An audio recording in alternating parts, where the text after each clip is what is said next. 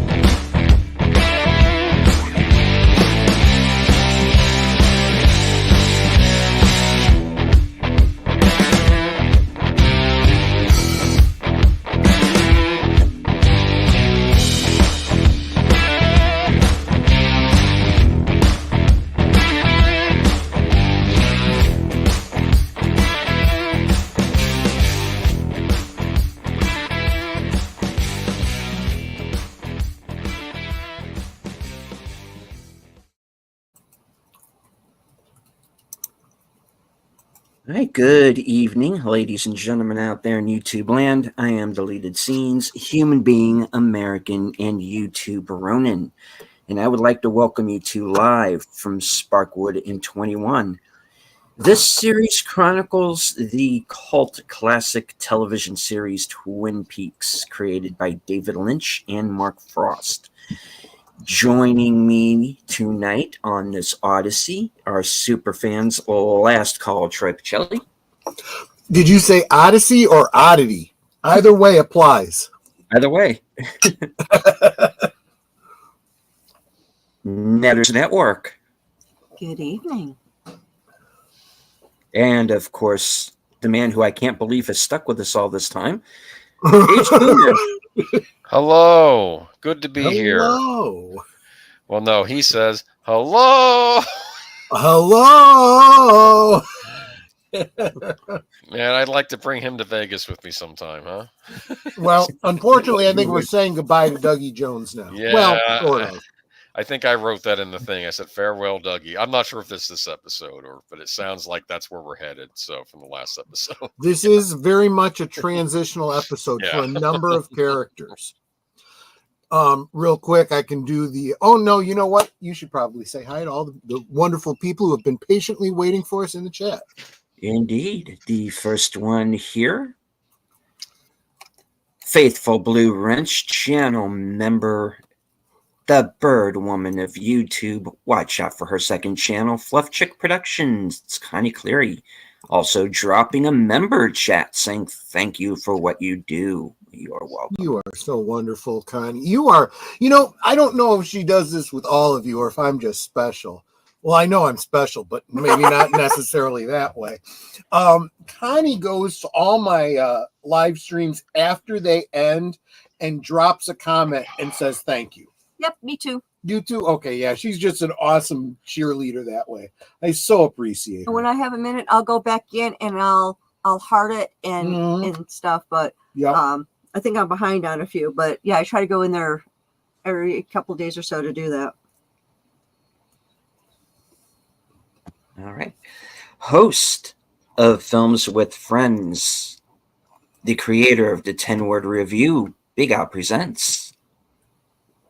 Yeah, thanks, Big Al. FK8C 2005, sometimes known as North Fairfax, sometimes known as yes. A man of many aliases. Enigma Severus. Hit the likes, people. This is Twin Peaks. Only successful men can see these peaks. Indeed. And of course, I do want to remind everyone the link to the Cosme is at the top of all of our chats. Please head on over there. We'll be starting. Well, actually, Enigma Severus was first. Oh, nice. For once. Yeah, he beat Tim just by about a minute. All right. Friend of the channel member, JPRPH1. The tired midnight blogger himself, Curtis Selby. I wonder if he comes to streams and like sleeps through them sometimes. I wouldn't blame him if he did.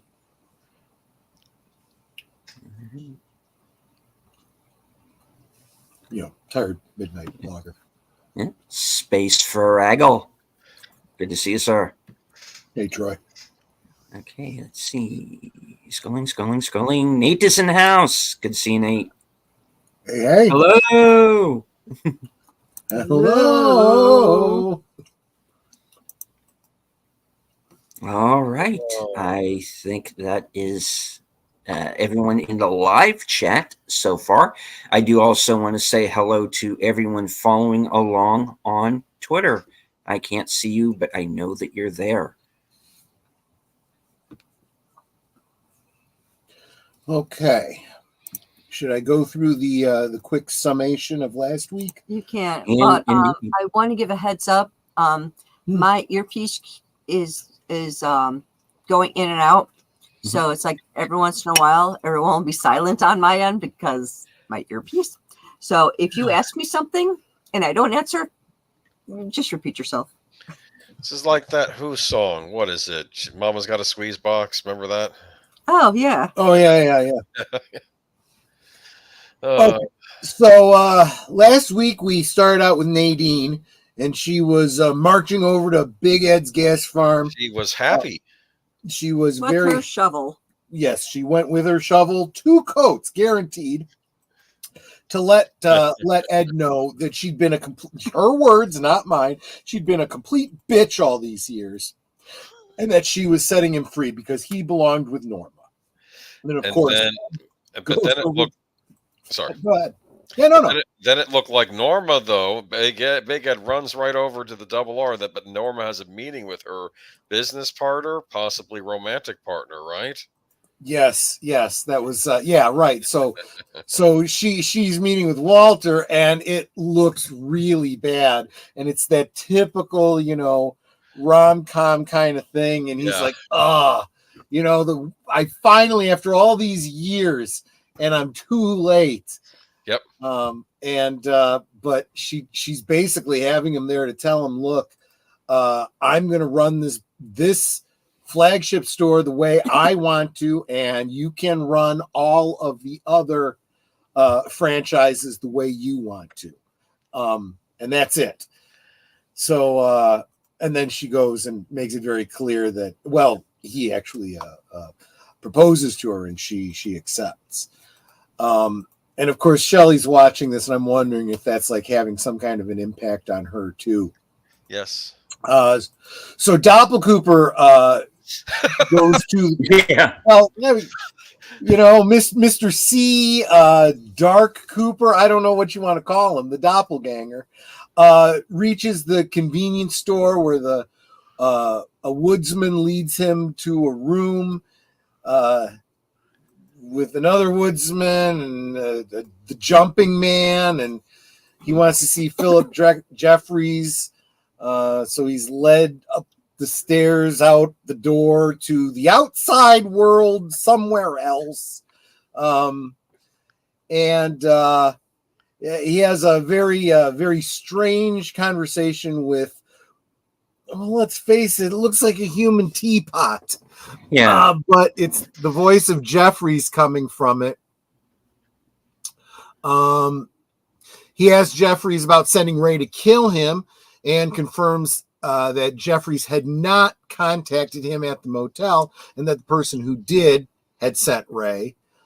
He reflects on Jeffries' appearance at the FBI headquarters and questions him about Judy, who Jeffries says Cooper has already met. Jeffries then gives him a set of coordinates. A phone rings, and the doppelganger continues questioning Jeffries. As the mechanism disappears, the doppelganger answers the phone and is promptly teleported outside the convenience store and finds that the line is dead. Leaving the phone booth, he is confronted by Richard Horn, who knows him as an FBI agent from a photo his mother Audrey kept. Cooper quickly disarms him and tells him to join him in the truck. He then sends a text reading Las Vegas before leaving with Richard. The convenience store emits electricity and smoke before it disappears. Cyril Pond walks through the woods with his dog as Stephen and Gersten Hayward hide in the shadow of a large tree. Stephen has a gun with him and is contemplating suicide when Gersten tries to console him. Pond sees them and Gersten runs to a different hiding place before hearing a gunshot. Pond reaches the trailer park and tells Carl about the situation. They look over at Stephen and Becky's trailer with the window still broken from their last fight. Remember, something flying out. Mm-hmm. At the roadhouse, the crowd dances to Sharp Dressed Man, which, by the way, was the original tune that was over that promo that Deleted Scenes just played. I obviously had to replace that with another piece of music, which I think is perfectly acceptable. Yeah. As James and Freddie approach Renee's table, Chuck, her husband attacks him, and Freddie comes to his aid with his gloved fist, knocking Chuck and his friend out. James urges the crowd to contact 911 for the men Freddie incapacitated because they are clearly messed up. One of them's going into convulsions, in fact, and he did not seem to have punched them very hard. So he really is one punch man. I mean, I was not even joking about that when I said that before.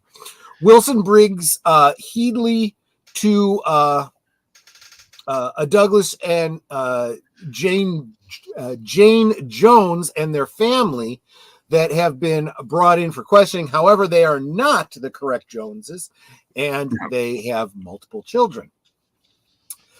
Todd tells Roger to find Anthony Sinclair just before they are both assassinated by Chantal. At the Twin Peaks Sheriff Department, Hawk and Bobby lock up James and Freddie. James takes notice of Nido. That's the girl with no eyes. Chantal and Hutch eat in their van. Janie E. brings Cooper a slice of cake. Well, I mean, as far as she's concerned, it's Dougie, reflecting on their life since they became friends to the Meacham brothers. As he eats, Cooper observes and experiments with objects on the table, particularly a TV remote. He turns on Sunset Boulevard and hears Gordon Cole's name spoken in it, startling him. He then looks over at an electrical outlet, crawls towards it, sticking a fork inside and causing a blackout.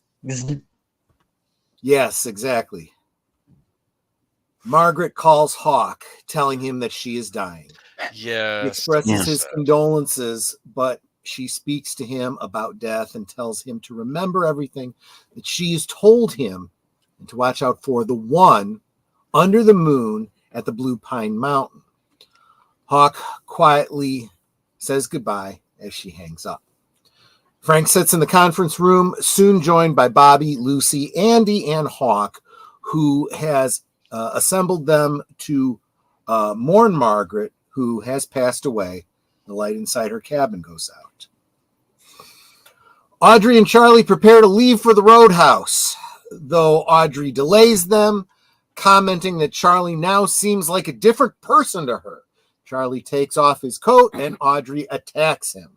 At the roadhouse, the Veil performs Oxlotl. As two men remove Ruby from her booth, she crawls on the floor and screams.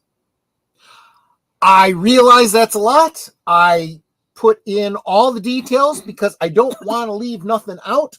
Because just because I don't think it necessarily means anything doesn't mean it doesn't. No, but there was also Shelley's son-in-law in the woods, right? There was something with him. Yep, I mentioned that. That was Gersten and Steven. All right, well, I don't remember names. Oh, that's okay. Yeah. Now, real quick, I did want to touch on that because I've been thinking more and more about that scene. Gersten says something about, I can't remember if she's the one who said it or if Steven says something about having shot her or having killed her or whatever. And Gersten saying it wasn't your fault or something like that. So a lot of people have speculated that Steven has shot, what's her name? Shelley's daughter. Becky. Becky, right. However, two things. One, this is a minor spoiler in that I'm telling you what doesn't happen. We don't see Becky again. So that, of course, leads people to affirm, but absence of evidence is not evidence. And Mark Frost said that is not his understanding. He does not believe that is what happened. And I guess this is a minor spoiler for the final dossier, but he does talk about her beyond this. So Mark Frost is definitely of the opinion that Becky's still alive. So whoever died, or whoever he shot, either didn't die or it just wasn't Becky. Well, go ahead. I was of the idea that he was so messed up on this drug that he's on that he was misremembering what happened back at the motel. Actually, that is a reasonable possibility. There's really nothing to confirm or deny that. So it's a good theory. Also, it is not clear whether or not, I think a lot of people assume that Steven is self-deleted. But again, we don't see it. Just hear the gun go off. So it could very well be that he shot a rabbit. Who knows what he was seeing and shooting at, right? For all we know, it was Cyril Pons he was shooting at, right? I don't think he did. But, no, I don't think he did. Because obviously Cyril didn't come running out of the woods or anything like he'd been shot at. Anyway, I just mentioned that because it is a somewhat ambiguous thing. And look, if we don't get a fourth season, which we all presume we're not going to, unless you want to fill in other ideas with headcanon, it certainly would, top off their story to say he's done and Becky's gone and maybe Gersten can get herself clean and find herself a decent guy. Question. You mentioned the assassination too, right? Yes. Okay. Yeah, that was pretty graphic too, wasn't it? Well, the one guy was still, and she says, "Hold on," and she goes back in, and because he wasn't dead. Yeah. Then you got to make sure that you double tap if you're going to be professional about these things. Yeah. And then they have murders. Cyberpunk dystopia. Yeah, Lynch distances himself from Frost's books. I know that people say that, but honestly, I haven't seen that. I haven't seen anything in fact, I would argue that there is stuff in The Return that seems to imply that he does or is inspired by, although then again, we never know how much of what we're seeing on screen came from David and how much of it came from Mark, right? Oh, I think we can tell. We can guess, but I think there's a lot of things that make it in that you have to assume are canon that reinforce things that you see in some of the books and whatnot. There's lines and references that refer to characters that are only mentioned in books and so forth. And real quick, I want to say hi to Mel NYC Reviews. Welcome, welcome. There was also the scene of the police finding Dougie's family and holding them for questioning. Remember that? Yes. Ooh, of course, that wasn't them. Yes. Judy was Norma. I'm thinking about. I think he's thinking of Mod Squad. Oh, okay. If that's a Mod Squad reference, that's cute. It is interesting. Who is Judy? Judy is someone that Cooper has already met. Judy is not Nido. Can't be, because he hasn't met her. I think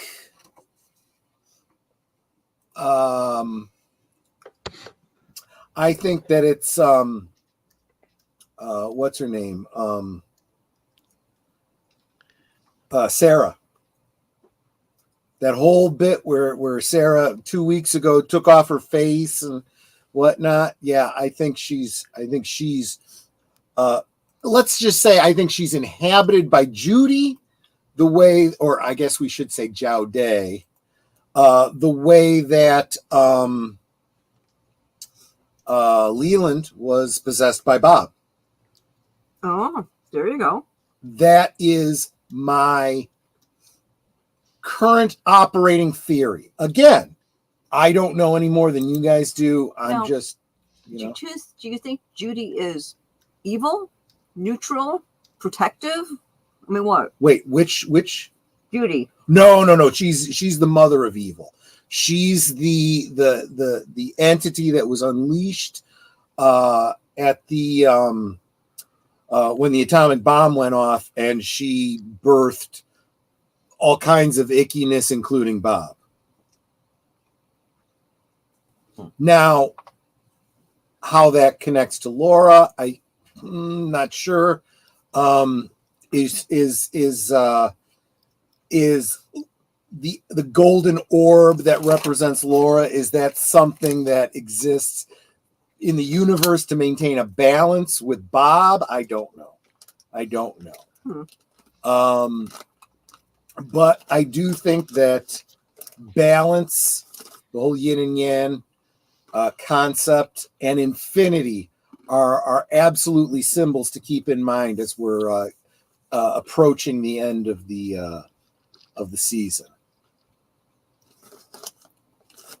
Yeah, kind of like in The Mist, they opened a doorway. Yeah, that seems to be the impression that, and that's why Cole, well, maybe not consciously why, but this is why Cole has the big mural showing the bomb going off.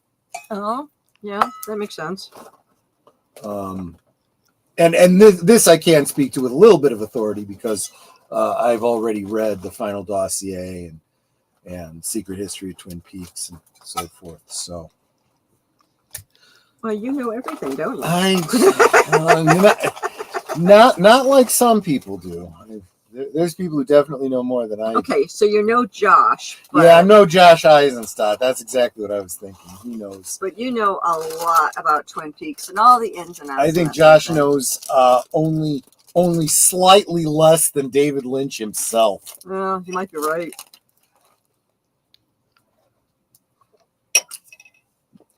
Yeah.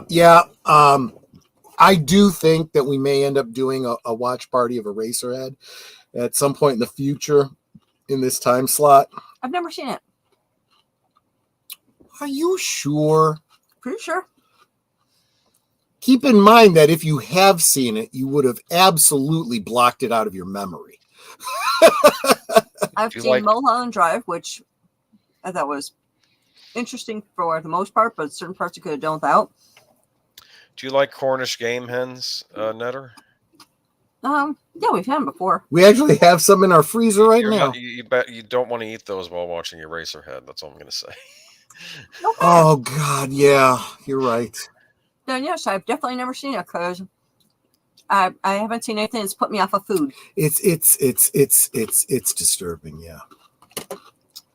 Although the symbolism in it, you see all of the subsequent David Lynch productions. You see a little bit of Dune in it. You see a little bit of Twin Peaks.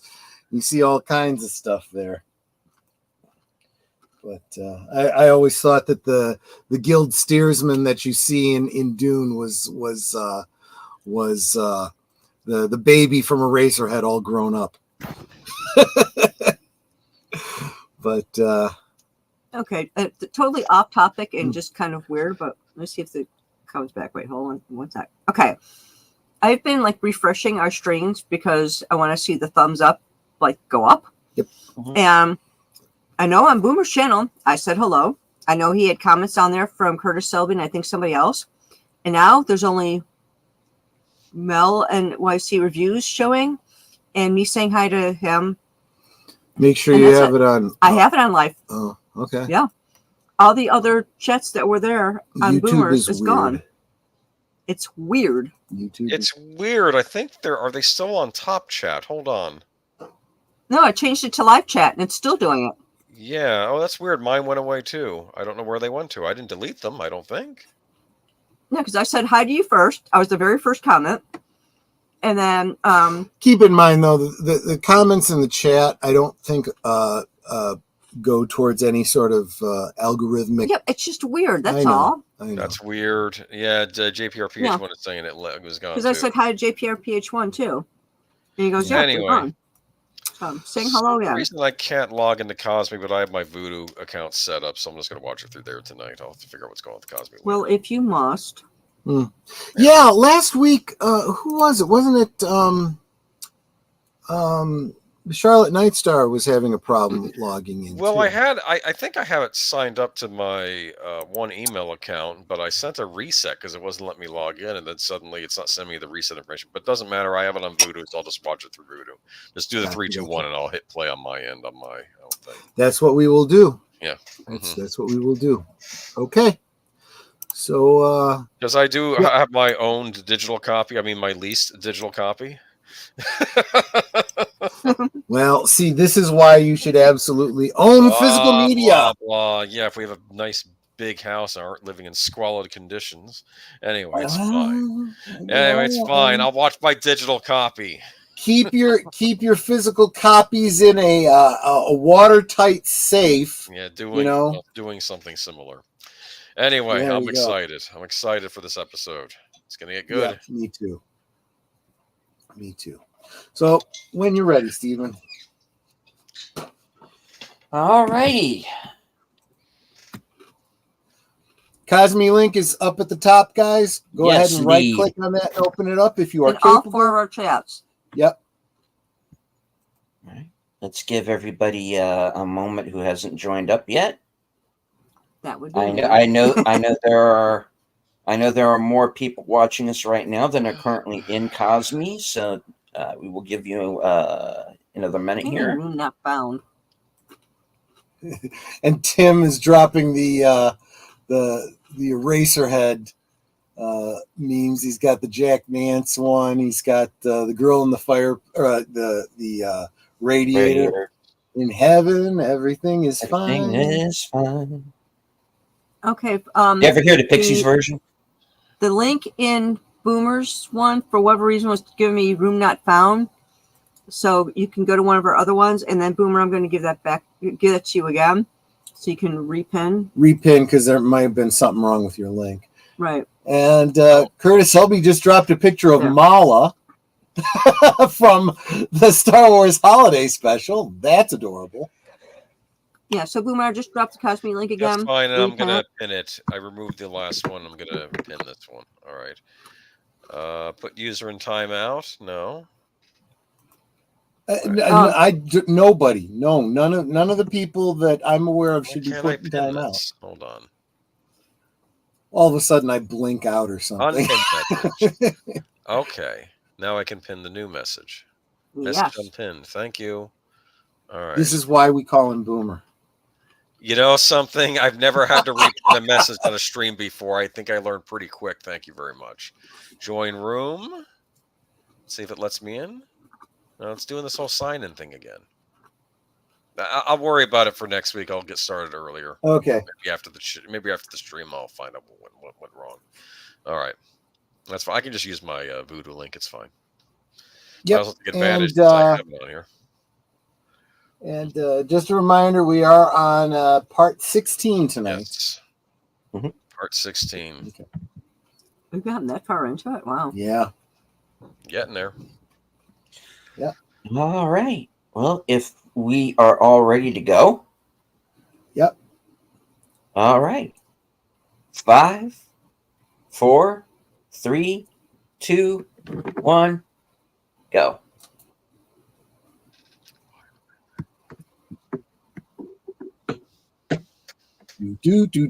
Showtime.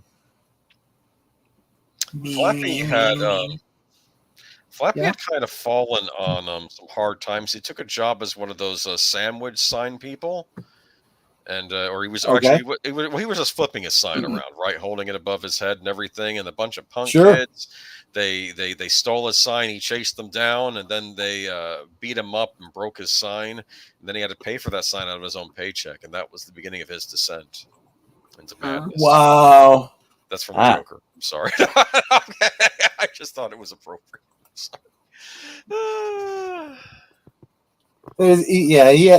Flappy had it hard. Well, he was his own worst enemy in many cases. Let's be honest here. Kind of true, yeah.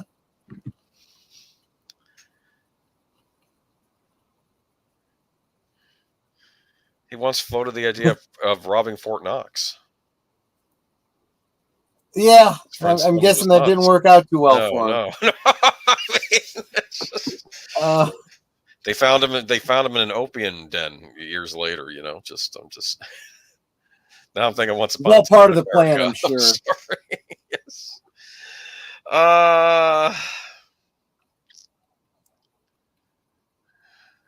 Nate dropped the Joker meme, and here we go. That's a good one. Yeah. That was a good Joker. Yeah. Are you getting ominous music? Yes, yep. Lost Highway. I feel like the last one started out this way with the dark road. That's why I want to make sure I'm on the right episode. On a dark desert highway. Well, I'm not sure it's a desert highway, but yes. Our two favorite people. They belong together. Yeah.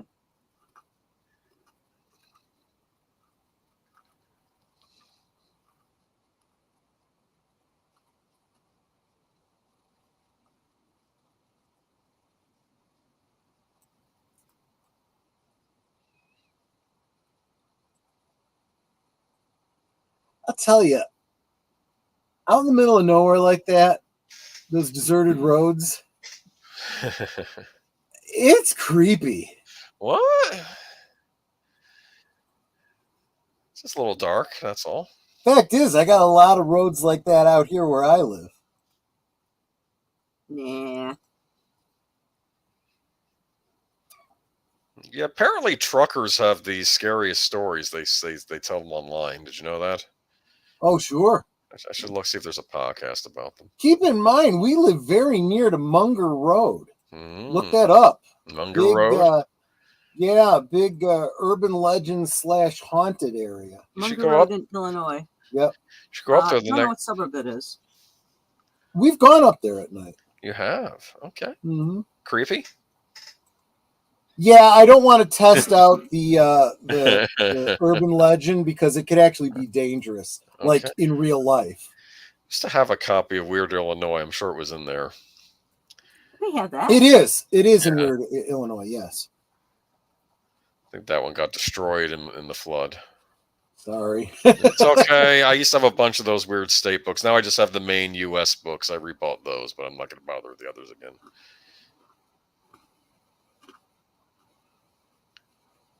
Oh, it's not good.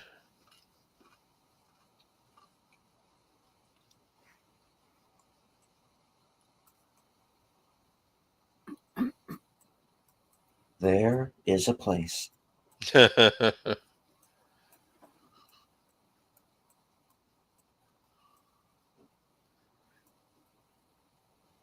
keep forgetting that song wasn't on the Twin Lost Highway soundtrack. It was on the X-Files soundtrack. X-Files. Yeah, I get those two confused sometimes because I had them around the same time, the Lost Highway soundtrack and the X-Files soundtrack. Songs in the key of X. Yes, yes.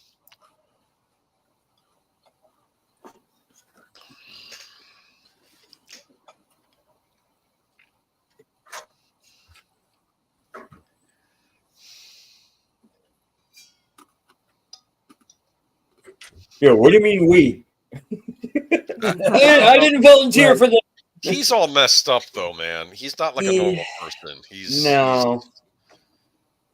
I was going to say which one, but the answer should be yes. Jerry. Holy shit, is that Jerry? Yes, yes it is. Yes it is, but it's important that he be here. Okay. Why not? How long has he been lost? Jeez, since the beginning. I was going to say for 16 episodes. Wow. Why does Jerry look like Jerry Garcia? Well, Am I wrong? He's done a lot of drugs. The important point is we need somebody to witness what's about to.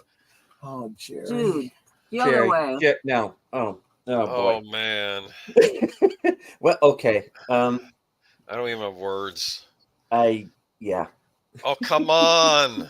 Are the synapses firing? Other side. No. Very, very slow. Stay with us, Jerry. He's on another planet right now. Just a little while longer, buddy. Yeah, you're going to want to see what happens here. There's a reason you're here.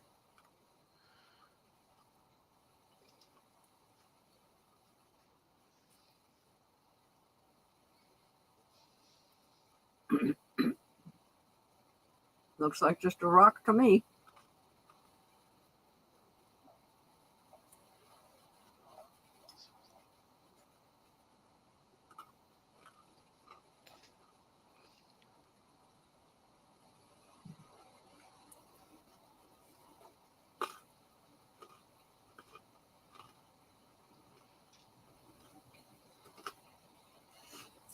I'm not saying a word.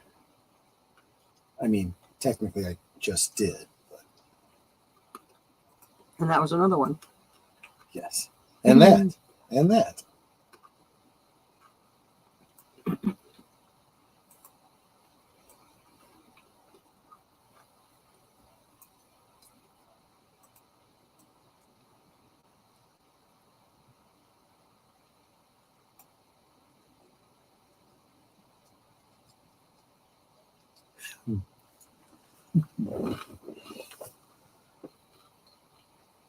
Did we ever go to that rock, sweetie? No, because this was well after we'd been doing our Twin Peaks travels. Dude, turn the binoculars around. Right. But there's a story behind that rock. Spock, Bones, with me. Ensign Smith, why don't you run along behind that rock over there for no reason? Oh, please. Voyager was one of the worst for killing off Federation people, remember? Star Trek Voyager. I got hiccups.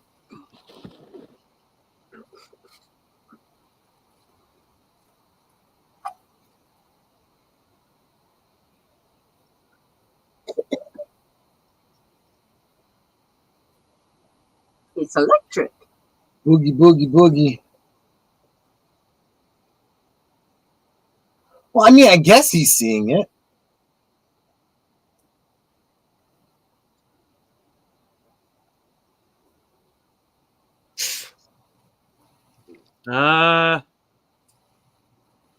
Dick? Excuse me. Rich? You okay, buddy? Is that a reveal? Yep. So why did he do that? Okay, so he just got electrocuted. I don't think he did it intentionally to kill him. I think he wasn't sure what was going to happen. Jerry. He thinks the binoculars were responsible. Jerry needs a shrink, I think. No, I think. Hey, we know one. Now, see, when he said I was given 3 coordinates to match, what would you do? I would go the one that doesn't match, because obviously the 2 that match in my brain are to throw me off. Oh, I thought he said 3 people gave him those coordinates. I guess I missed. Yes, but two matched and 1 did not. Oh, okay. That's why I would go the one that didn't match. Well, I guess we're going.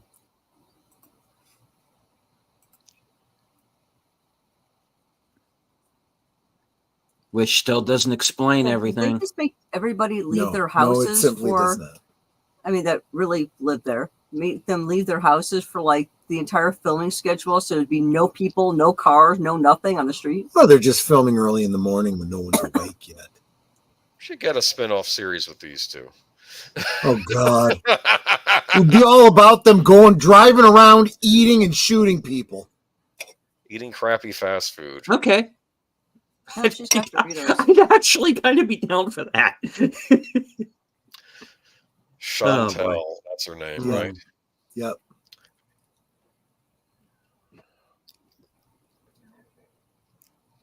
A bird?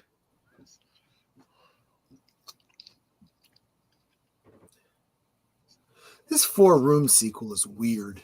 Yes. Yeah.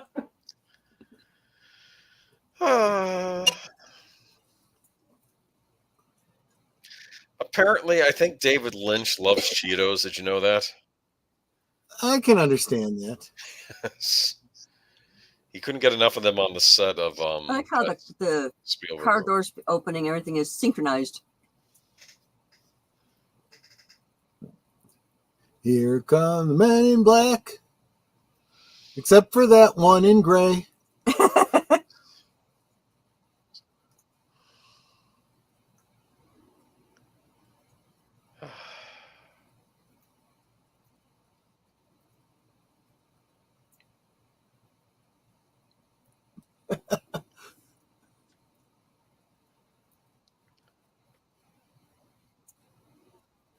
You know, you don't have to be an asshole.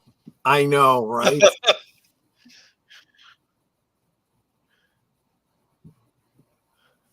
All right. This is a TV series I would not want to watch. These guys right here. Yes, exactly. He's like a deer in the headlight. Yes. I'm sorry. This is so bad. I'm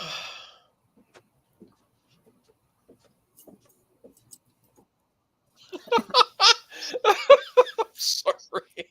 I'm just nice picturesque neighborhood, huh? I suppose. It's so beige. Yeah. That's why they're not home. Dougie, no. Yeah. Mandoon.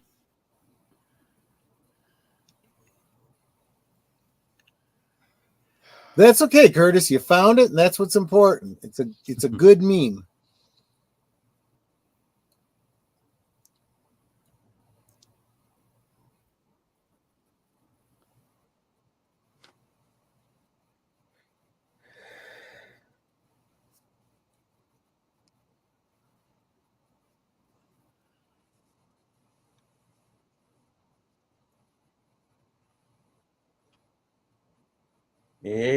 Good point.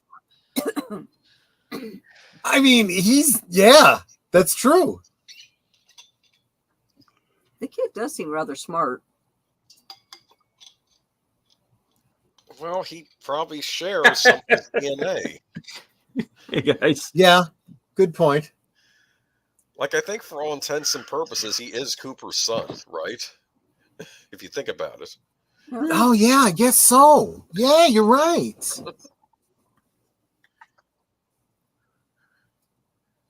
And he turned out better than the other one. Yeah. Well, they're friends with Dougie's now.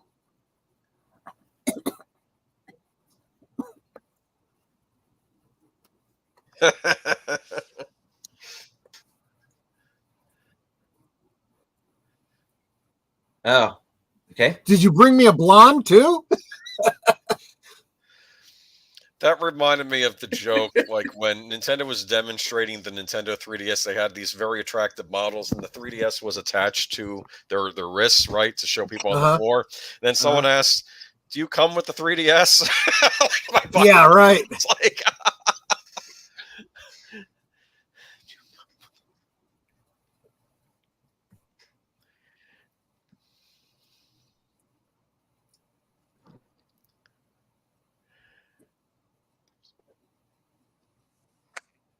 All right, then here's what we're going to do. Cap anyone who walks into the room we don't recognize. Yeah, exactly. Right.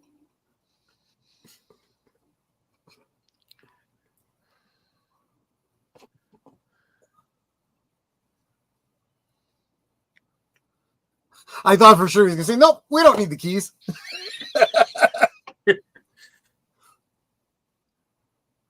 In fact, we've already been inside. We could be inside your house right now.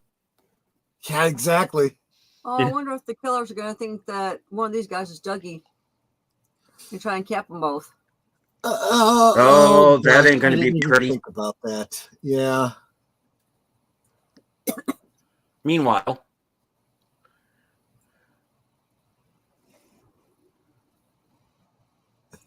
Enigma says, fun fact, this is when shock therapy started. Yep, it's Jim Belushi, absolutely. Now, as I see it here, Gordon, what you need is a flux capacitor. Right. Oh, actually, that might complicate things. I'm not too far off, am I? No, you're not. I didn't think so. All right. There we go. Yeah. There should be a bathroom right there in the room. there usually is, yeah. Yeah, good point. I guess it's a plot point. They have to be alone. Maybe it's not working right now. Like maybe it's the plumbing's all messed up, so they put him in that room since he's in a coma anyway. Maybe because he's in a coma, they don't put him in the rooms with the bathrooms if you're in a coma. Yeah, all they gotta do is bring in some coffee. That'll wake him up. Yeah, good point. Get well soon, Dougie. The FBI.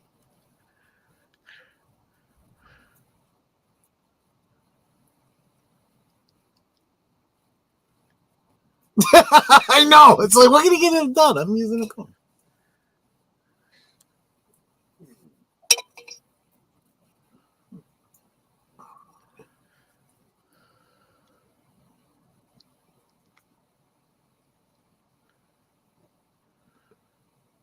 It's like, Dougie, what did you do? I'm thinking jailbreak. How about you?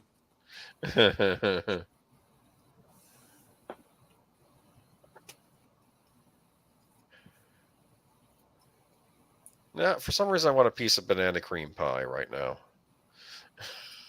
Well, at least it's not fish fingers and custard. Well, yeah, good point. Bird. Or banana pudding would be good too. Yeah, something banana flavored. I don't know why. Banana pudding and coconut. Well, Coke, that's a different thing, isn't it? It is, but I like it. Okay. You get coconut cream pie. I know we got pudding. I don't have anything. I might have a peanut butter sandwich after the stream, though. So I got some Haagen-Dazs. There's the paint fan. That's the milk. That might do the trick.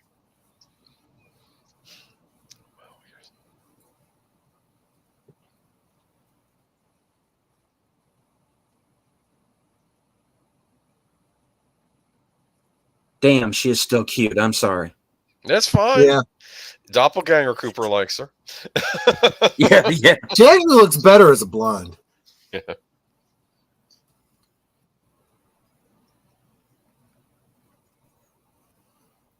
I keep forgetting she was in Fast Times at Ridgemont High. Yeah. Oh, yeah.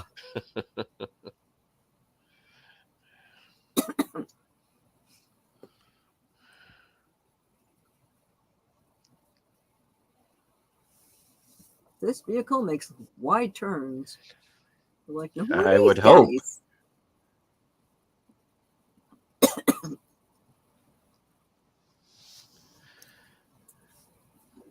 Well, here's what happened. You're filming in that neighborhood where they shot that apparition movie. I'm half expecting that Twilight chick to walk out of here with no pants on. And really? Then Malfoy will show up and it gets weird. I've not heard of that movie now.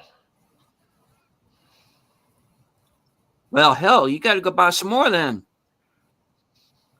Okay. Shit. Calm down. See, the thing is, those snack bags, you just open up another snack bag and then you're out of them after a while, you know? Wow, when he says they're stocking their house, he stocks their house. Dude, what is all that stuff, man? Food. Is that a cooler? Groceries, I bet there's some good stuff in there. I bet there's chilled lobster tails. That's my bet. I won't tell you about people that I knew when I was growing up. I had situations like this in my life. Did you really? Mm-hmm. Did you get a freshly baked lasagna? That's all I'm asking.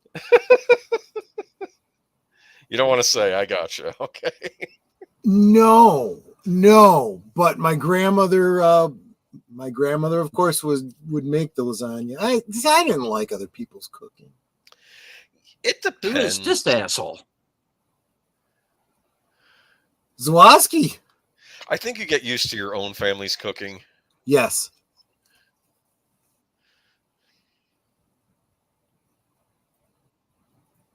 What? Oh.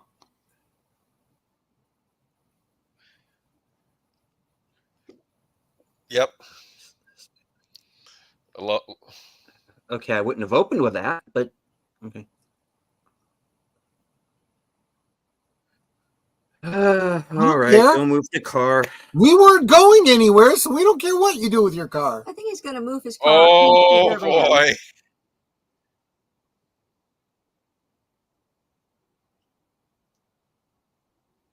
What, they got the parking brake on? They probably should.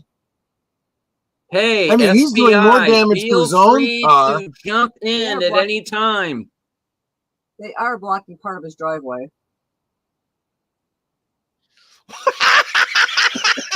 Oh, okay.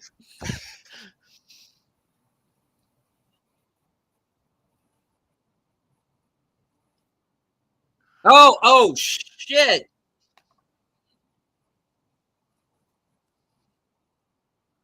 Two shots that I would have thought would have been dead on.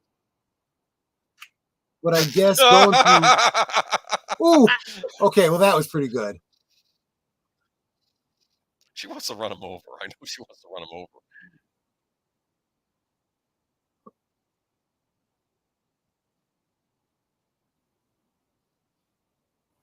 Chantel's dead.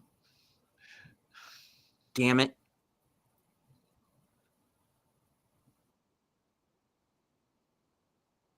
They're both kind of dead. Theo the Thumper is dead. Oh, he's like all kinds of dead. He's like Hamburger. She's dead. It's just the car's still moving. Yeah, momentum. So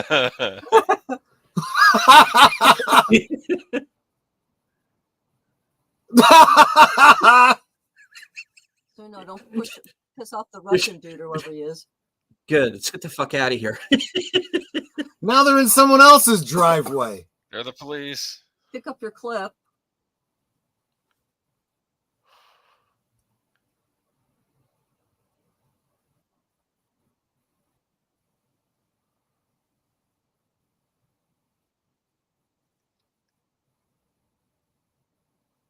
Okay.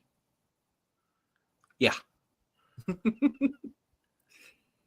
I might just hang out inside the house for a little bit till this all. I know, right? It's like just hang out there, here for a loud, have a sandwich. Oh, now the engine's on fire.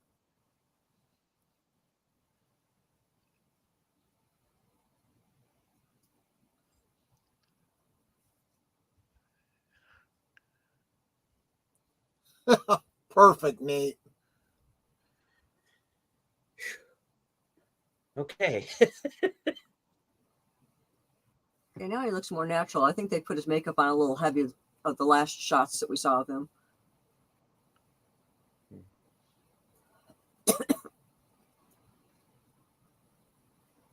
You hear that tone? Yep. Yeah. Is that the one from the Great Yep. Northern? Yep. Is he about to portal the hell out of here? I contend that that's a Buddhist singing bowl. Great. Now, if you could figure out what makes the thump thump noise in our house, I'd love that. We've been trying to figure that out for 19 years. Oh, he's out.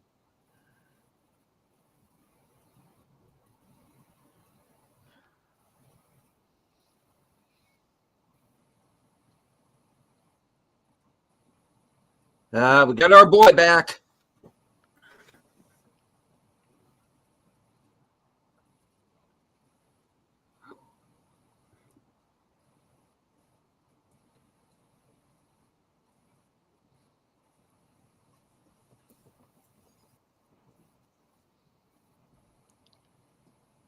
Which is a problem. It's breaking a rule, right? Yeah, an implied rule, definitely. He had to come back in. Cooper was still stuck in there for 25 years, but after that, they had to switch again, right? That was the rule. Yeah, right.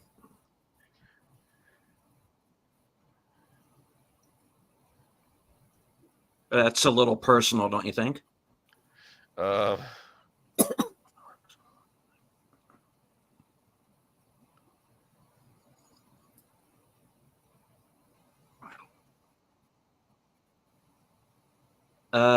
What is that? Don't tell me. Sorry. A strand of his hair. Oh, okay. Sorry. Okay. Is this something that was stuck in his head this whole time? Or? Okay, a tuft of his hair. Okay. He's saying I need another copy, right? Yep, exactly. He's got a plan, doesn't he? Yep. Yeah.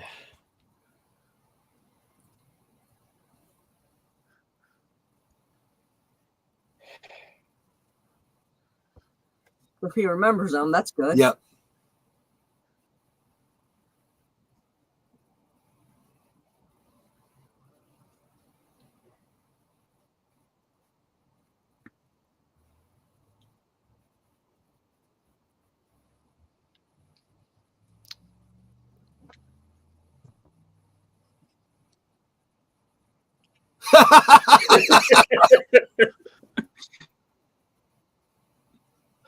Oh.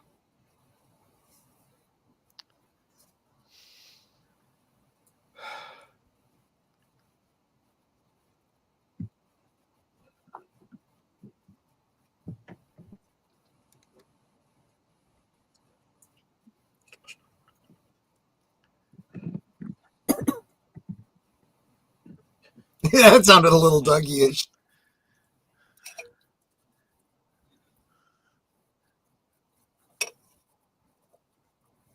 We're going to the Roadhouse. We're going to have a real good time. That's a weird name, Janie E. Yeah. Like E is her last initial or something. Now, she's related to Diane. Is he going to remember that? Or does he know that? Or I'm not sure it comes up because I don't think it's important.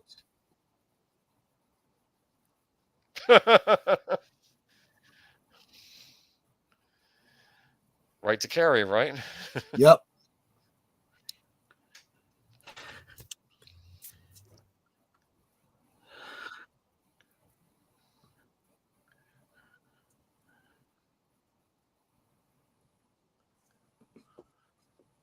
So he remembers everything. That's good. Yep.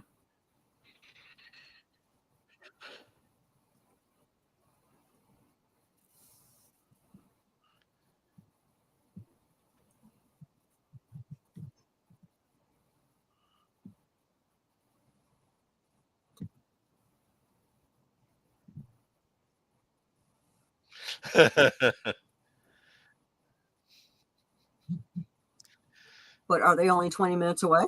They could be further away. They have a jet. He's made some useful allies here, hasn't he? Yes, he has. I told you all of this is just it just was all being set up, and all the dominoes now are just falling into place.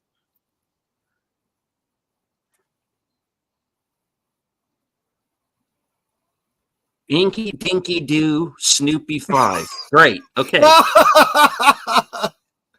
And he'll understand that? Yes. Okay. That sounds like Cooper. I will not soon forget your kindness and decency.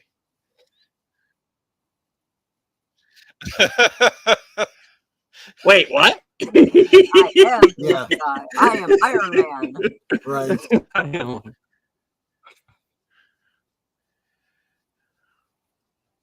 It's like, but it's my new car.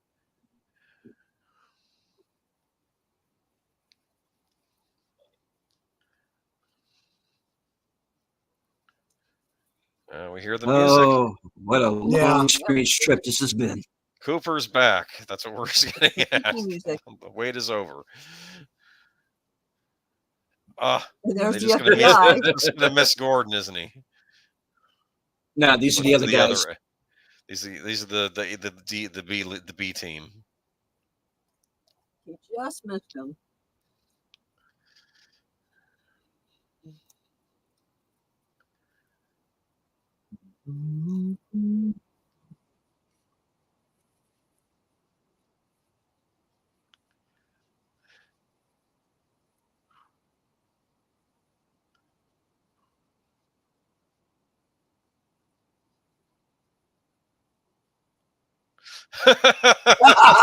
Really good.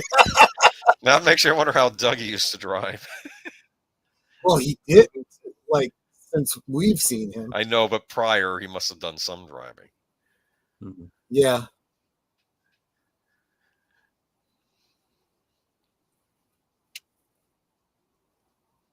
I still want to know who she's working for. You're going to find out a lot. Oh, Snapple. It said all. Or AOL. Yeah, Doppel Cooper sent that, though. Mm-hmm. She's not happy. Oh, not either. Was she trying to set him up? Sure as hell looks like it. To get messed up? I don't know.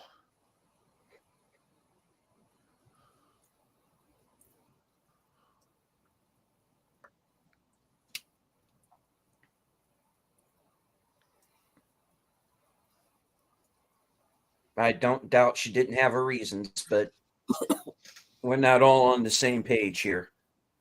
Nope.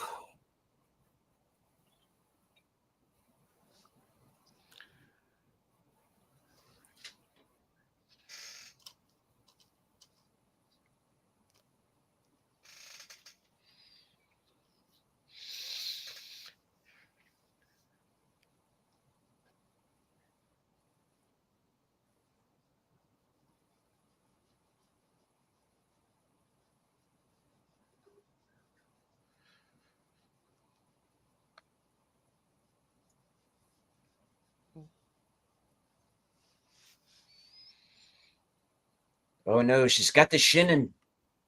Well, something like that.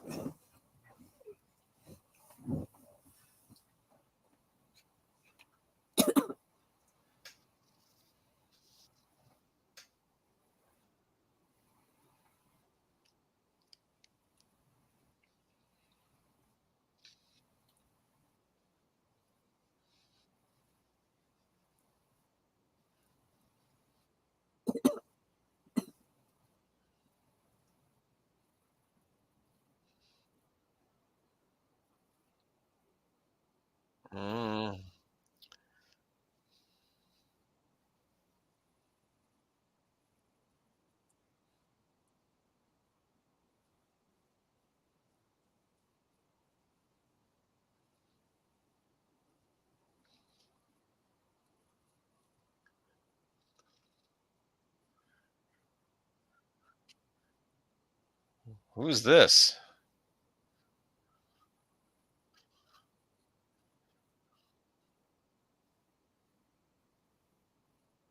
Remember that Cole was in a hotel room with a bunch of machines? Yes.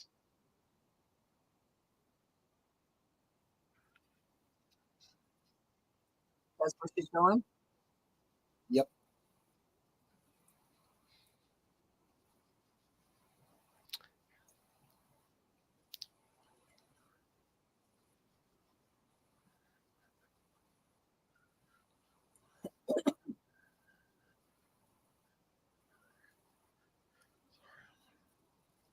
I like to think that look on her face is one of being conflicted. He knows.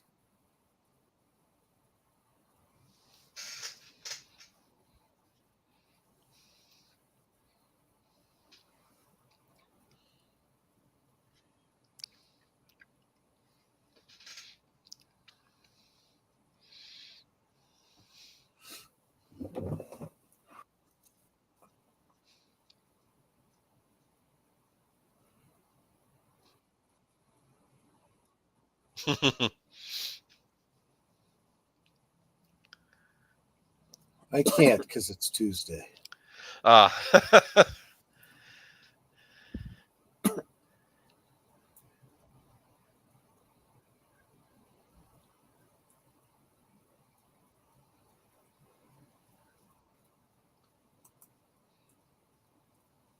Well, get to it. She should have had a double.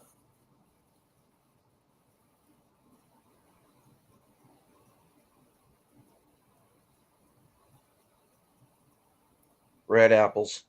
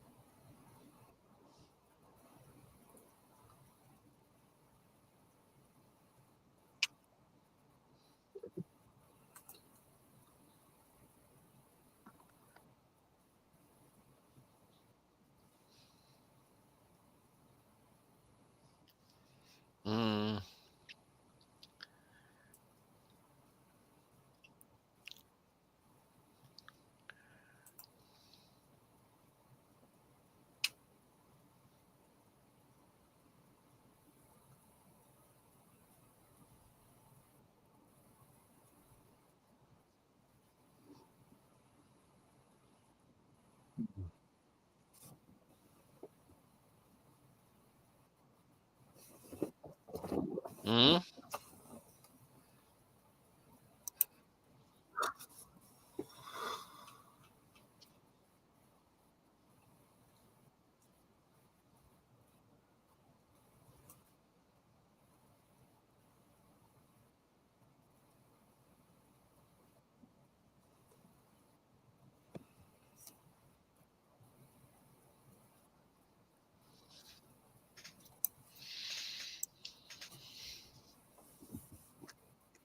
I know that place.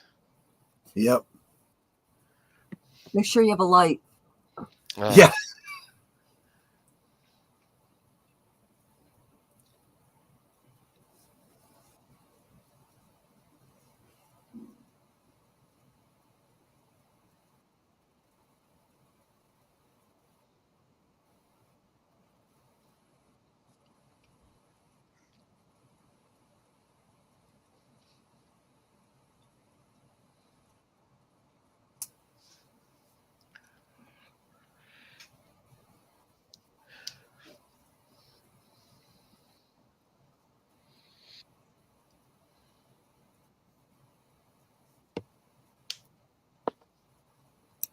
Hmm?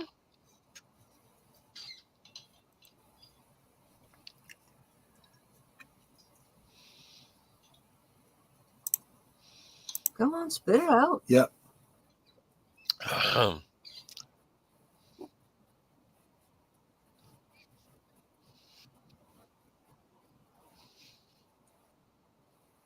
I never noticed that before. What? Albert went for his gun before she drew hers.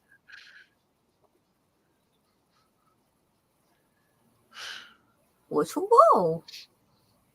And although Tammy didn't go for hers as soon as he did, she still had the draw on her.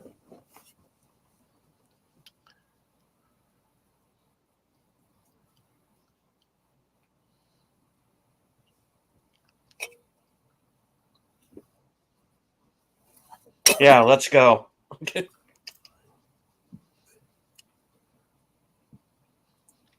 you see that coming, Steven?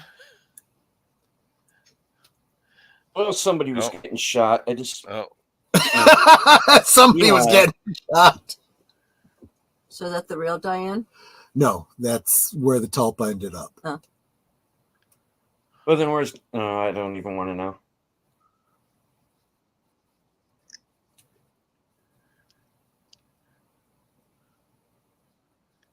I just noticed they dubbed him. That wasn't even him in reverse. Ooh.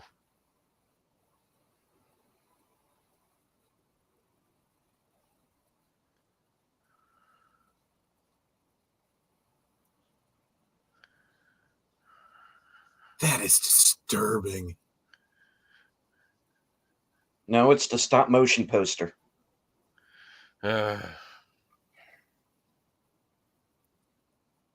Oh, there's a seed.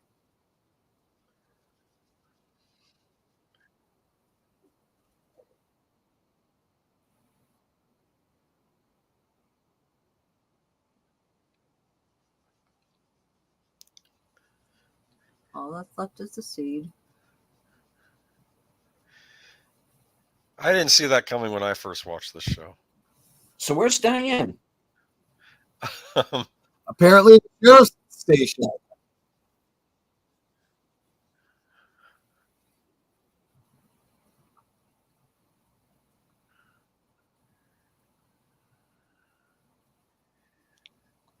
I'm sorry, you'll have to leave the show now.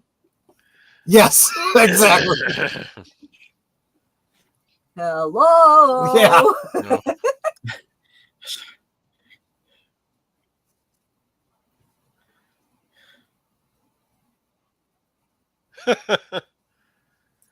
I mean, yeah. Side effect of the coma.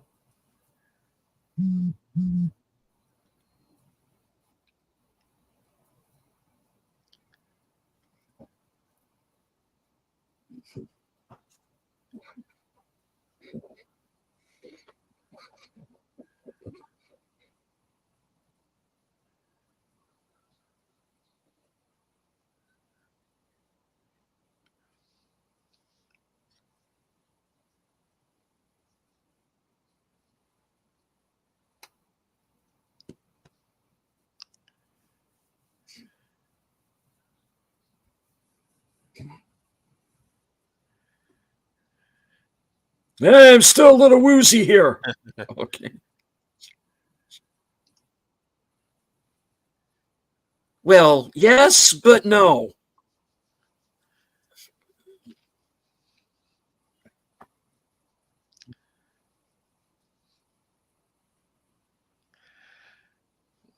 This is my impression of this scene. This is Dale will, if he gets through whatever's coming, he'll come back and be a husband to Janie and a father to Sonny Jim. I think that's what he'll do.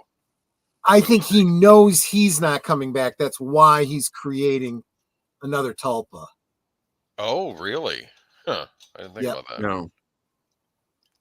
If this goes the way I've been thinking it's going to, no, he can't come back. Right. He's got to see this through to the end.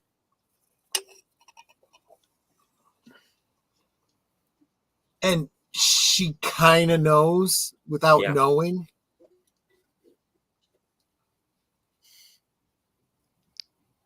I have to.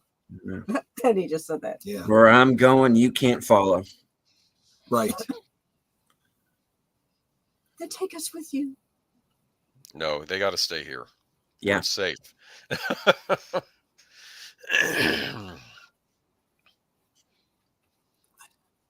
As safe as this world is, I suppose. Well, we've seen that even this area is not all that safe, is it? We just had a nice big gunfight in the middle of a suburban street. Okay, but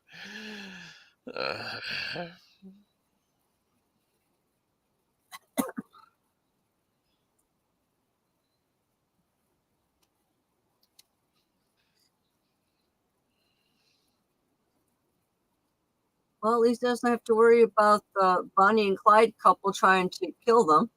Yeah, they're dead already. Yeah. A lot of loose ends do get tied up. Yeah, and there's still a couple more. Yeah.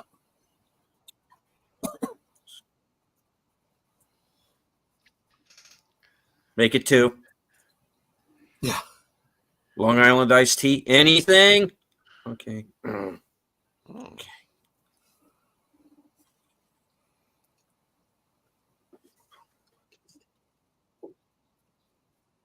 Like, come on.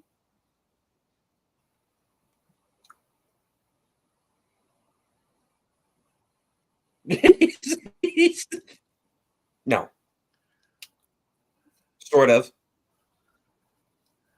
Yes. Sort of.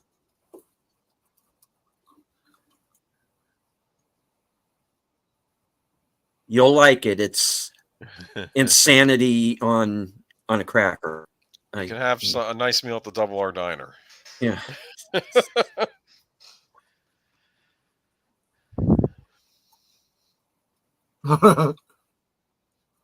What is going through her head right now? Some drugs. I think Ben Hor might like to meet these ladies. Right? No? Mm. I could see them walking into the... Never mind. Just...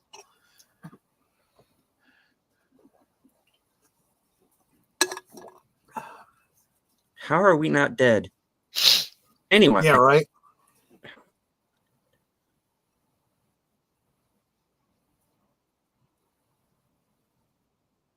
The third, actually.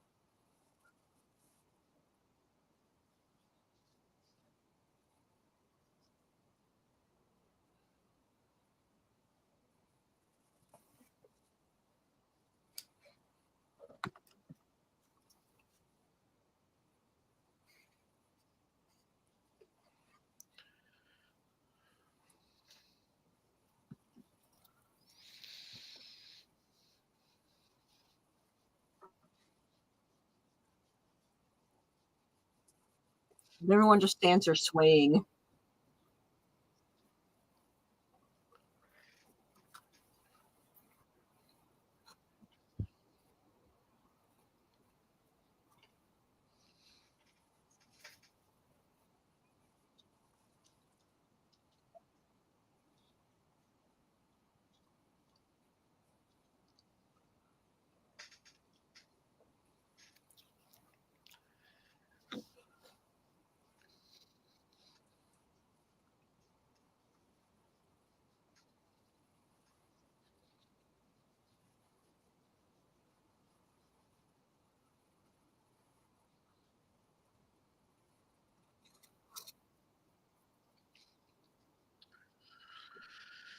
Huh.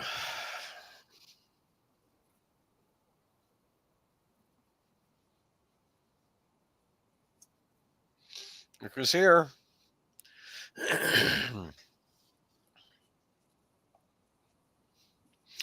If only she knew, right? Well, she's going to find out.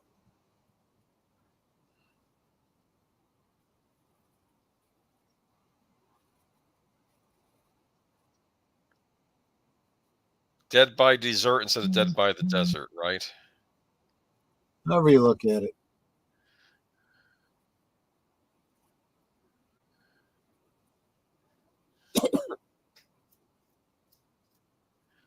Beer on tap.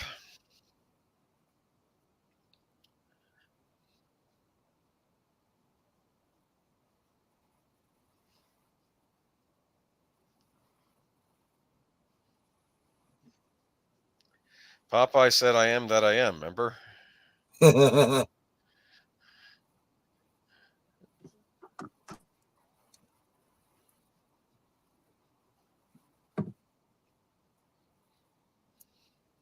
a good hat.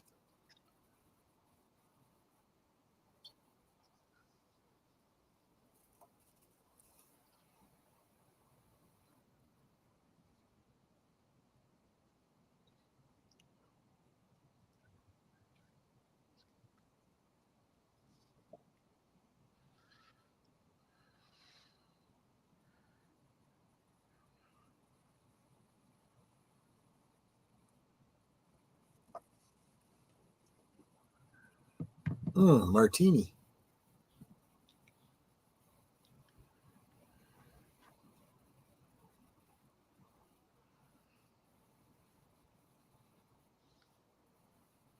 Okay. All right.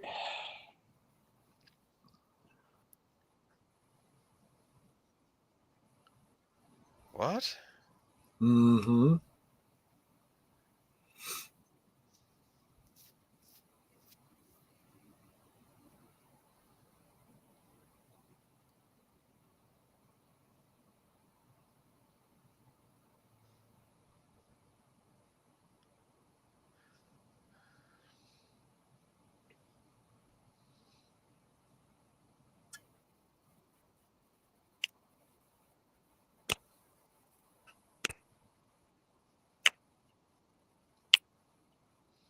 Yep.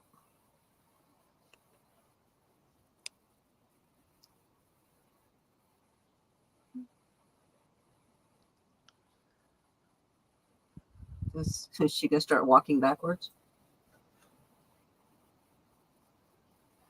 Mm-hmm.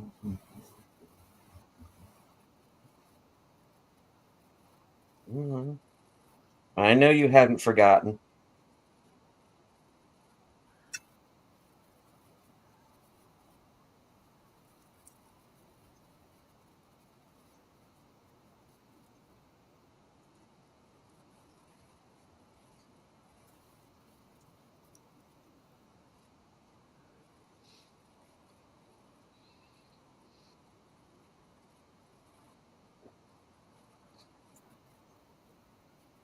He seems happy. For now. She was smiling a minute ago. Mm-hmm. She dances weird, though. Interpretive dance. Yes. That's exactly what it is.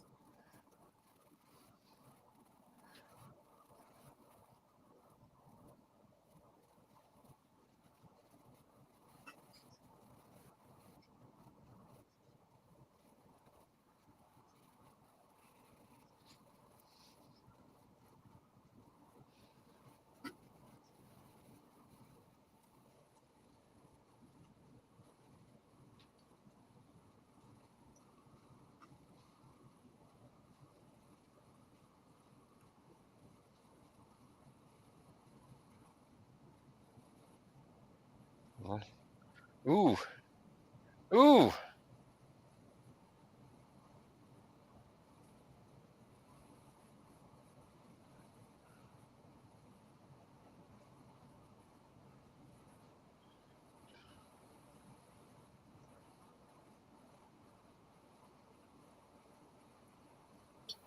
I'm back in boxing Helena, damn it.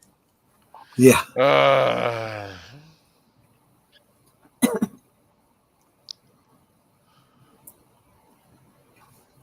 I was gonna do a thing about Flappy was up for boxing Helena, was gonna be boxing Flappy, but he pulled out last minute and just said, if Hector pulls out of that, we're suing. That's what I'm sorry.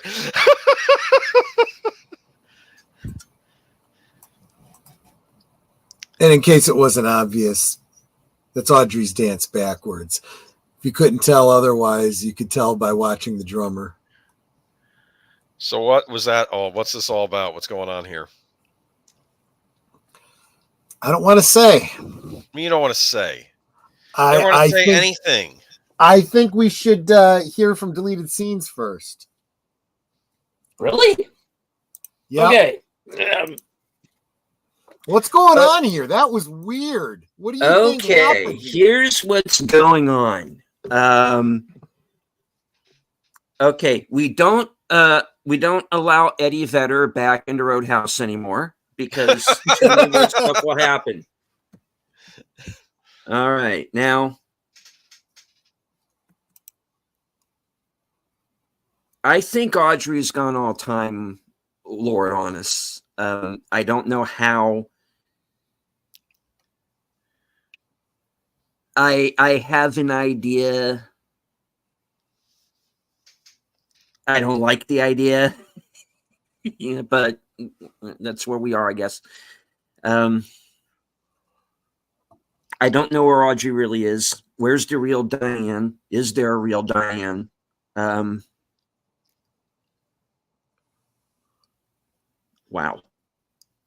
There's a lot to unpack in this one. I told you. Oh, man. I told you. Well, like, I very famously did not like the Let's Rock episode because I thought that was David Lynch finally going up his own rear. But since then,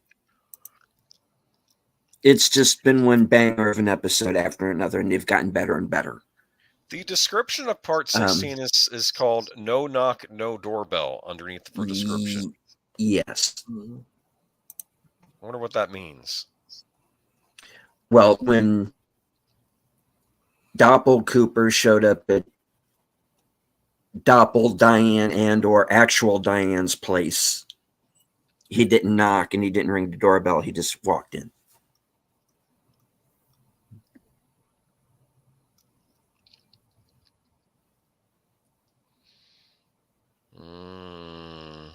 Mm.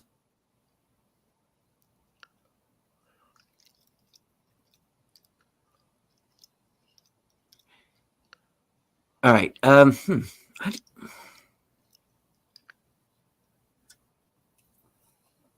You see, that's the thing. Okay, is we have wild cards now.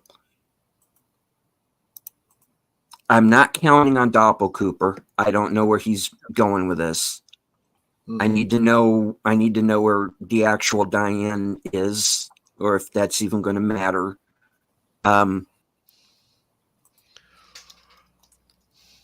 He took out Richard pretty quick, so my plan there is no longer valid. I am getting the feeling, though, that there are still going to be some things left unresolved.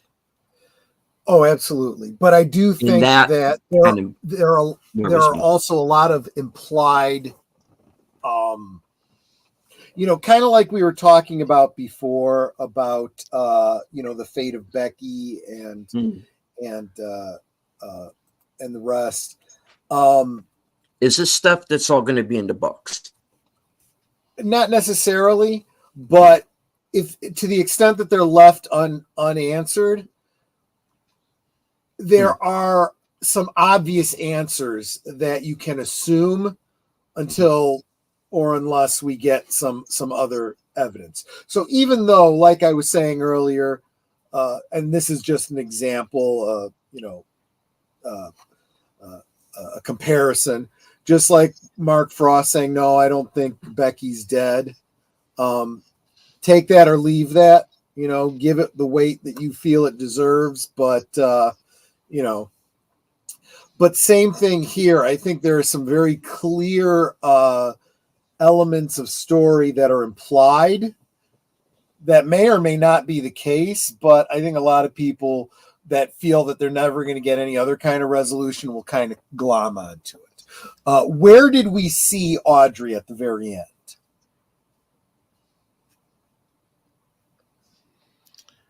Looked like maybe a psychiatric ward. It was definitely a white room. Is she in the white room? I'm thinking she was in a The hospital. White Lodge? I don't think we're supposed to have that fine a point on it. Wherever she is, it's not Twin Peaks and it's not the Roadhouse, and she's not married to someone named Charlie. Well, no. And she's not having an affair with someone named Billy. We've had a lot, and again, I'm just going into my own personal theories and so forth. We've had a lot of talk about dreamers and having to wake up and living inside a dream, and who is the dreamer? And there's a lot of candidates. I don't know that there is one dreamer. What if it's all of us? Think back to the Monica Bellucci scene, right? Mm-hmm. When she says, it's like the dreamer who lives inside of a dream, but who is the dreamer? Who is she speaking to at that moment?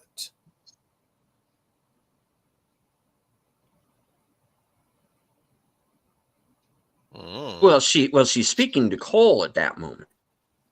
Or is she? Ostensibly she is, but she is staring into the camera. We're going to get mad. When you turn around and you see it from her point of view and you see Cole, as you would, because he's the one she's supposed to be speaking to, what does he do? He turns around. And then we get another angle from behind him, and he looks into the camera. So that's David Lynch hitting us over the head with it being a meta reference.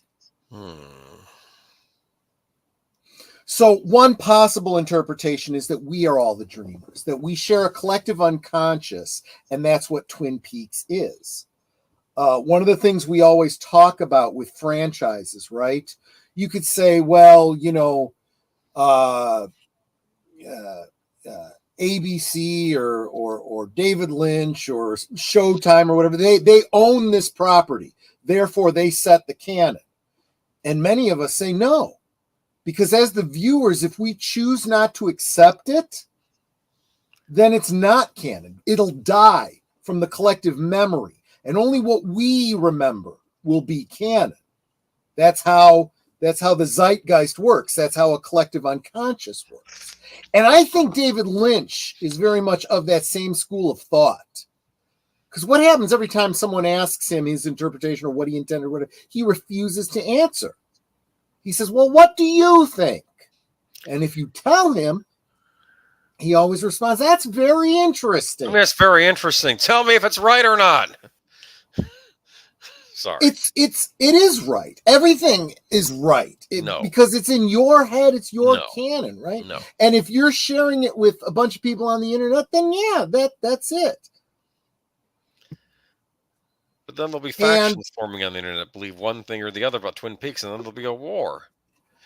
No, I'm kidding. The interesting thing is that people on the internet, at least as far as Twin Peaks goes, has a very interesting way of enjoying the disagreement. and spending years chewing on it and debating on it and ruminating on it. Whereas I feel like Star Wars, Star Trek, all the other ones, people are very firm and refuse to consider any other possibilities. I think Twin Peaks fans oftentimes have their theory, and then you tell them a theory, and then they go, "Oh, I never thought of that." Well, damn. You know? That's the difference with Twin Peaks fans. And they may shake it off and go, no, I still think I'm right. Or they'll have to go, yeah, I got to think about this some more. But Nate made a theory, and it's one that most fans agree with. I tend to think about it.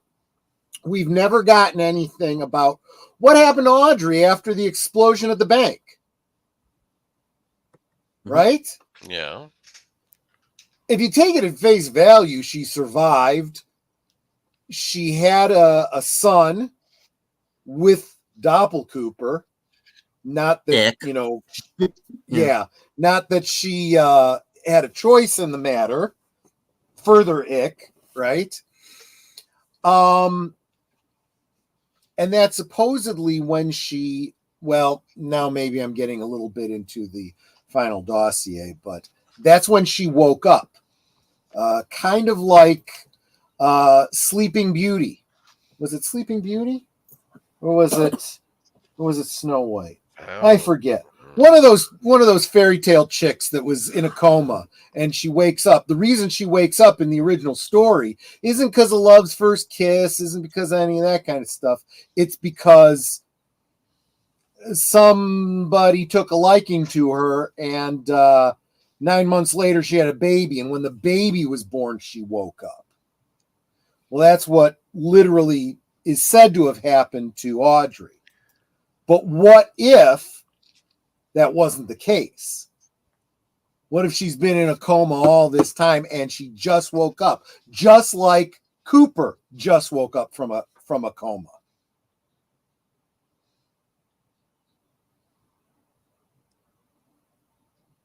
There you go. There's some thinking to think. Something to chew on there. Yeah. Curtis also says, I sure hope we go back and rewatch the series at some point, perhaps. I hadn't thought about that. I had just assumed everyone else, you guys would pick up your own copies and do that. But I suppose if there's enough desire to do that, we absolutely could. It would be a whole different experience because all of us will have seen it before. And then we're not going to worry about spoilers. And we can start talking about things from Fire Walk with Me while we're watching this first season. And while we're, getting a season 2, we can be talking about the return and stuff like that. Mm-hmm. So another thing I want to point out is we saw an interaction between Doppelkoop and Richard, right? Mm-hmm. Basically sacrifices his son and walks away very coldly, right? We also see an interaction between Dale and Sonny Jim. Very different interaction, right? Mm-hmm. Pretty much polar opposites. Whereas, and I think we could debate whether or not Doppelcooper did it intentionally or not. I don't think he cared. He sacrificed his son to save himself. Whereas, in a way, I feel like Dale is sacrificing himself for Sonny Jim, Janie E., everyone, that he's met and had made time with, and, as you'll see, the people of Twin Peaks. I'm being very hyperbolic about that because I think by the time we get to the end of this, you're going to go, I don't get that he sacrificed himself in any way. It's just my current theory, which is based on a very slim little thread that you could absolutely convince me I'm wrong on. But yeah, I'm also the obvious comparisons to make are opposites between Dale and Doppelcooper. But I think we also need to look at the relationship between Dale and Cole and Dale and Jeffries. Now, I'm going to throw this out. We don't know a lot about, I mean, we've gotten a little bit about Jeffries and Cole and the starting of the Blue Rose Project. But we don't know too much about Jeffries. So it's very easy to extrapolate a whole backstory for him. So I'm going to throw this out because in the last couple episodes, you may, and some of the episodes we've already seen, you may be able to grab a hold of some disparate puzzle pieces to fill some things in. But what if Jeffries had a relationship with a girl or a woman, maybe a woman named Judy in Buenos Aires, and something went bad, something went wrong, and he ended up stuck between lodges, traveling through time, trying to save somebody, this girl or somebody. And what if that storyline reverberates and you see it also with Dale, with what's her name? Wyndham Earle's wife, Caroline. And with Heather Graham's character, and to some degree Laura. All of these events, maybe they rhyme. So I'm kind of extrapolating back and projecting something onto Jeffries that may or may not be, so don't put too much weight on that. Well, he's a spider from Mars, so. Well, yeah, and he fell to Earth. I know. Yeah. And he wears tight pants and he's got crazy hair and he walks through a labyrinth.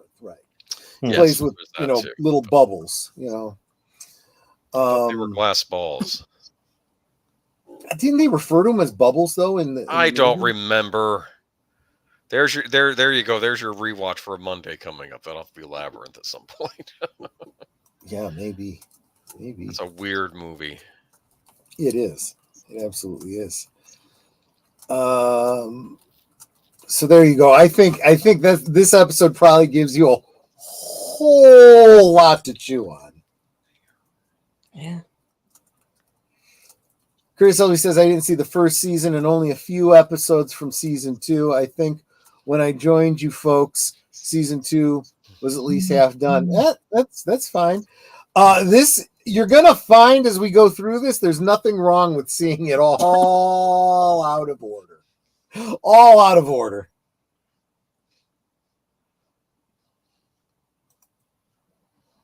I wouldn't wait for us to rewatch it. I would get yourself a copy of this. Amazon had go them back on sale to on our Blu-ray. previous. Yeah, go ahead and queue it up with our commentaries. Get yourself caught up because you're going to want to watch this 3, 4, 5 times, and you're still not going to be sure that you know what's going on. It's a lot of fun, though. I think it's a lot of fun. It's like a puzzle you work on and maybe never actually finish. You think you're making progress, but you're never really sure.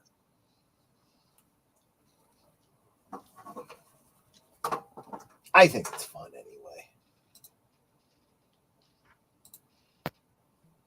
All right.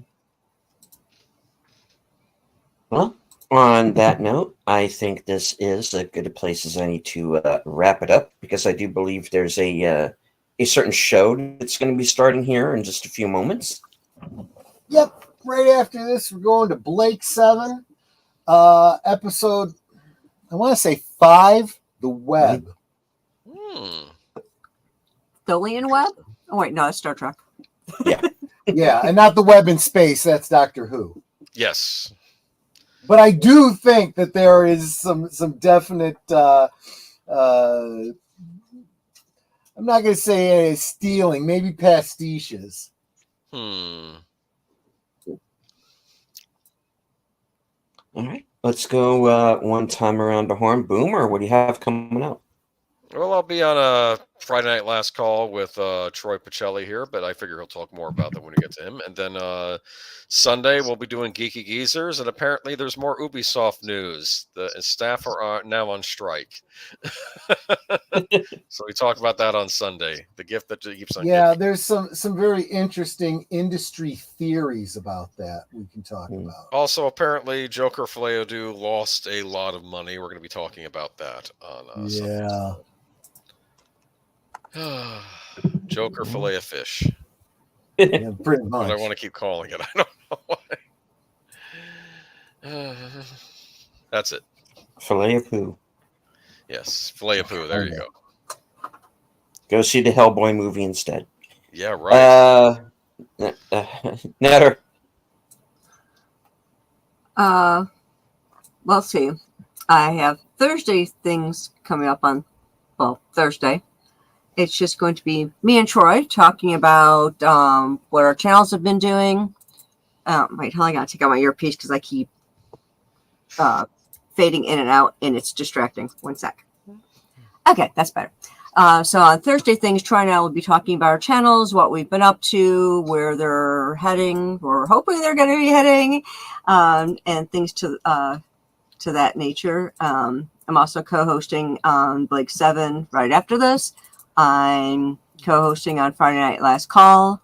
I'm co-hosting on Big L's channel on Saturday for what's he call his? Mine's Retro Cinema. He's Films with Friends. Yeah. Films with Friends. Then is that the rest of the week? Let's see, Tuesday, Wednesday, Thursday. If there's not Wednesday, Thursday. Yeah, I think that's everything. It's next week. When we come back Monday, we'll also be co-hosting with Troy on Monday Night Last Call. Monday Night Last Call at the movies, or Last Call at the movies? Last Call Monday Night at the movies. that long, complicated name.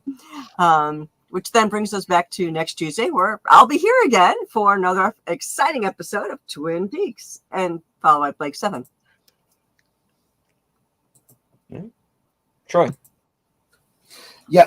So let's see. Right after this, you guys know Blake 7.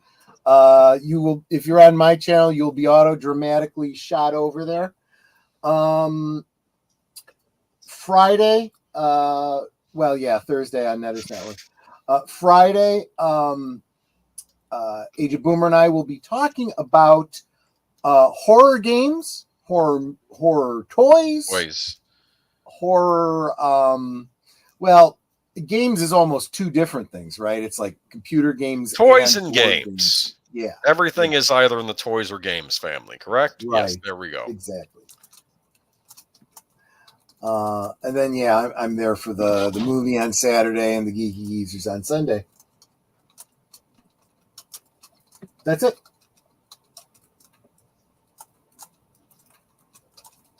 All right.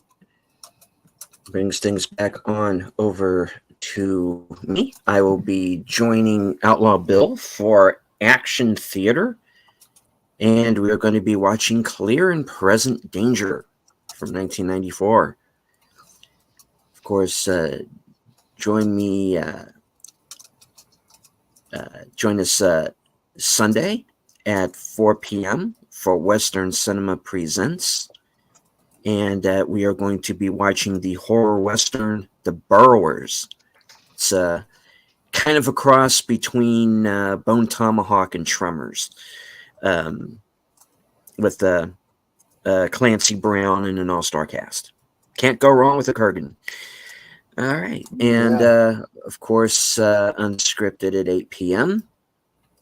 The Other Side of Midnight at 12:05. Monday, the Mystery Movie Night podcast will return at about 10 p.m. Joined hopefully by Sin's Corner, Off the Cover, and Kyle Corwith as we discuss the the new mystery movie selection, whatever it may be. And then, of course, join us right back here, same bat time, same bat channel, for next week's episode of Sparkwood and 21.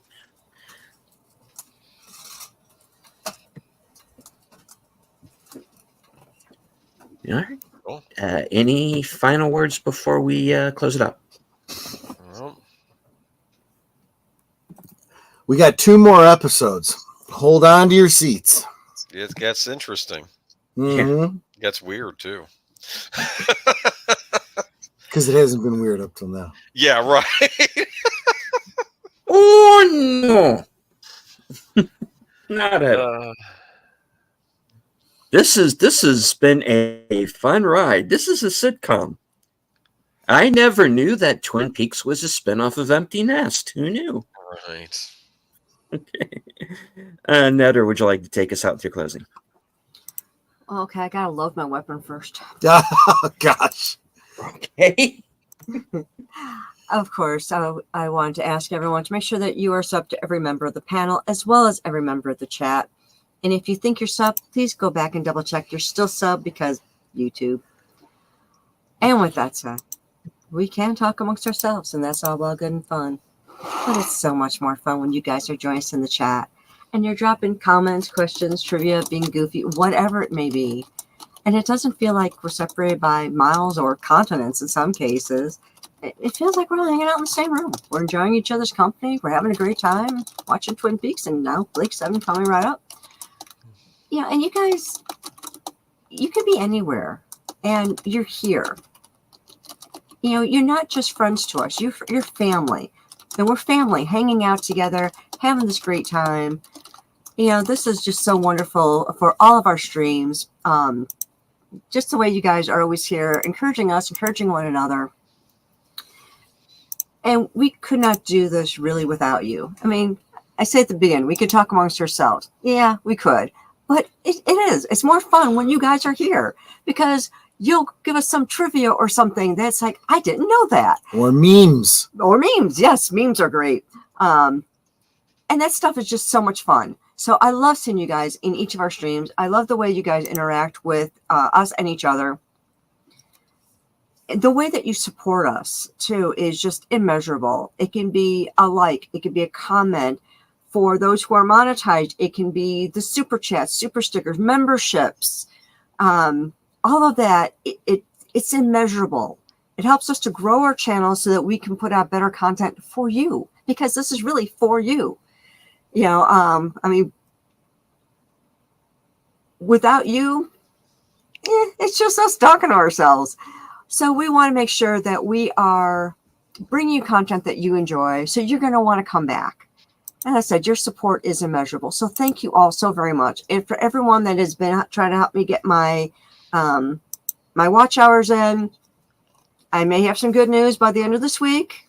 So, you know, just letting you know. I don't want to jinx anything. So I might have some good news by the end of this week. And I'm just going to leave it at that. But I could not have gotten there without your help. So thank you all so very much. Now, you know, once I hit that milestone, I need to make sure I stay over that. So, you know, any help in that area, of course, is greatly appreciated. But until next time, which will be in just a few minutes over on Troy's channel. Yeah. Good night and God bless. All right. And as I always say at the end of every show, thank you all once again for joining us. Those of you who are following along on Twitter, I can't see you, but I know that you're there. And everyone who joined us here live in the chat. From HQ, the corner of Sparkwood and 21, and all points north, south, east, west, and beyond. Good night. Take care. Stay strong. Be safe. Because this is how we win.